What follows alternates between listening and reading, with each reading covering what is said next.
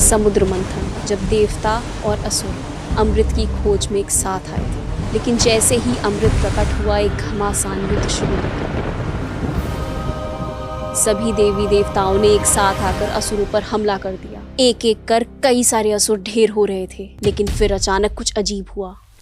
वो सारे असुर जिनका वध हो चुका था वापस जीवित होने लगे।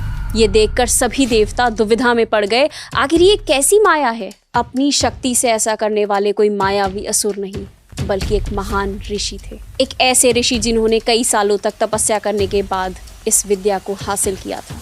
महर्षि भृगु के बेटे और असुरों के गुरु शुक्राचार्य, जिनकी पहचान दैत्य गुरु के नाम से की जाती है। लेकिन एक ऐसा भी समय था जब शुक्राचार्य देवताओं के गुरु बनना चाहते थे। तो फिर ऐसा क्या हुआ कि वो देवताओं को अपना दुश्मन समझने लगे। देवी भागवत के अनुसार शुक्राचार्य का जन्म श्रावण महीने के शुद्ध अष्टमी के दिन हुआ था। महर्षि भृगु और उनकी दूसरी पत्नी काव्य माता को एक पुत्र प्राप्त हुआ। वैसे तो जन्म पर उनका नाम उष्णा रखा गया था, लेकिन आगे चलकर उन्हें शुक्राचार्य के नाम से जाना जाने लगा। इसके पीछे शिव जी से जुड़ी एक ऐसी दिलचस्प कहानी है जिसे जानने के लिए आपको इस वीडियो को आखिरी तक देखना होगा। So stay tuned.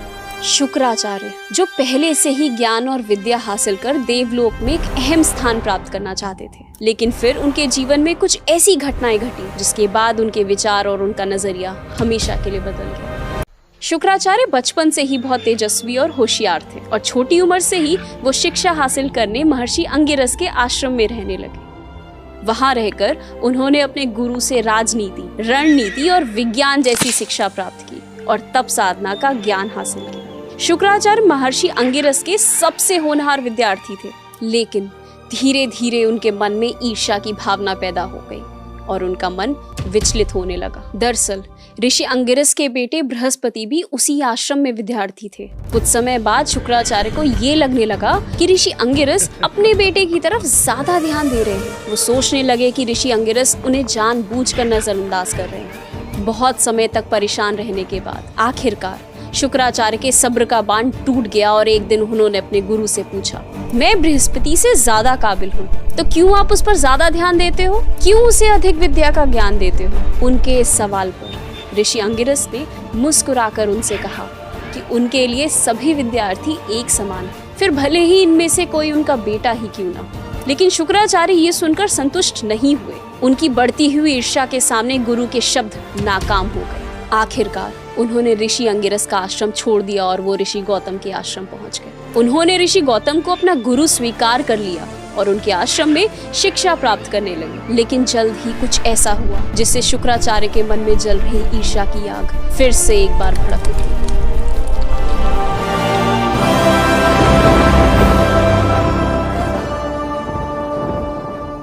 तुम देवलोक के गुरु बनने के पात्र नहीं हो। इंद्रदेव के इस एक वाक्य ने गुरु शुक्राचार्य की सालों की शिक्षा और तपस्या पर जैसे पानी फेर दिया। ऋषि गौतम के आश्रम में रहकर शुक्राचार्य ने कड़ी तपस्या कर कई दिव्य शक्तियां और विद्याएं हासिल की थी, जिसमें से सबसे अनोखी विद्या थी मृत संजीवनी मंत्र, जिसकी मदद से वो एक मरे हुए शख्स को फिर से जीवित कर सकते थे। शुक्राचार्य का ये ज्ञान उन्हें बृहस्पति से कई ज्यादा ताकतवर बनाता था। इसलिए जब शुक्राचार्य ने इंद्रदेव की ये बात सुनी, वो सोच में पड़ गए कि इतना ज्ञान और इतनी विद्या हासिल करने के बाद भी उनकी पात्रता पर ऐसे सवाल कैसे उठाए जा सकते हैं। एक प्रचलित कहानी के अनुसार जब शुक्राचार्य और बृहस्पति अपनी अपनी शिक्षा पूरी कर देवलोक पहुंचे, तब दोनों ने इंद्रदेव के सामने देवताओं का गुरु बनने की इच्छा जताई। इंद्रदेव अच्छे से जानते थे कि शुक्राचार्य बृहस्पति से कई ज्यादा ताकतवर और ज्ञानी हैं, लेकिन माना जाता है कि इंद्रदेव और बृहस्पति बहुत अच्छे मित्र थे और इसीलिए वो इंद्रदेव को काफी प्रिय थे। इसी के साथ ऐसा भी माना जाता है कि शुक्राचार्य की माँ काव्य माता एक दैत्य पुत्री थी, एक राक्षस की बेटी थी। इस सब की वजह से इंद्रदेव ने भरे दरबार में शुक्राचार्य से ये कह दिया कि एक राक्षसी का बेटा देवताओं का गुरु कभी नहीं बन सकता। इंद्रदेव की ये बात सुनकर शुक्राचार्य अत्यंत क्रोधित हो गए। उनके मन में इंद्रदेव के लिए जो सम्मान था वो हमेशा के लिए खत्म हो गया। जीवन भर लोक कल्याण का सपना देखने वाले शुक्राचार्य ने ठान लिया कि वे देवलोक को तबाह कर देंगे। भरे दरबार में हुए अपने अपमान के बाद शुक्राचार्य ने बिना कुछ सोचे असुरों के गुरु बनने की पदवी को स्वीकार कर लिया और वो बन गए दैत्य गुरु शुक्राचार्य। गौतम ऋषि के आश्रम में अपनी शिक्षा पूरी करते समय शुक्राचार्य को मृत संजीवनी मंत्र के बारे में पता चला था। एक ऐसा मंत्र जिससे मरे हुए व्यक्ति को जीवित किया जा सकता था।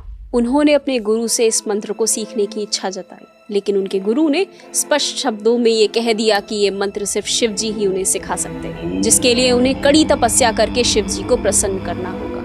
अपने गुरु की ये बात सुनकर शुक्राचार्य ने तय कर लिया कि वो किसी भी हालत में शिव जी को प्रसन्न करेंगे और संजीवनी विद्या हासिल कर लेंगे। और इसी इरादे से वो एक पेड़ पर उल्टे लटक कर गहरी तपस्या में लीन हो गए। स्कंद पुराण के अनुसार शुक्राचार्य इसी स्थान पर और इसी हालत में हजारों सालों तक तप करते रहे। कहा जाता है कि इस दौरान इंद्रदेव ने उनकी तपस्या भंग करने की कई कोशिशें की। स्वर्ग की अप्सराओं को उनके पास भेजना, अपनी शक्तियों से मौसम को बिगाड़ना, यहाँ तक कि एक बार तो उन्होंने अपनी खुद की बेटी को भी शुक्राचार्य की तपस्या भंग करने के लिए भेज दिया। इंद्रदेव को ये डर था कि अगर गुरु शुक्राचार्य जैसे ज्ञानी ऋषि इस अनोखी विद्या को प्राप्त कर लेंगे तो वो उनसे भी कई ज्यादा गुना ताकतवर हो जाएंगे, जिससे उनके देवराज के पद को खतरा हो सकता है। लेकिन इंद्रदेव की अनगिनत कोशिशों के बाद भी भक्ति में लीन शुक्राचार्य टस से मस नहीं हुए और सालों की तपस्या के बाद आखिरकार शुक्राचार्य की तपस्या से प्रसन्न होकर महादेव उनके सामने प्रकट हुए।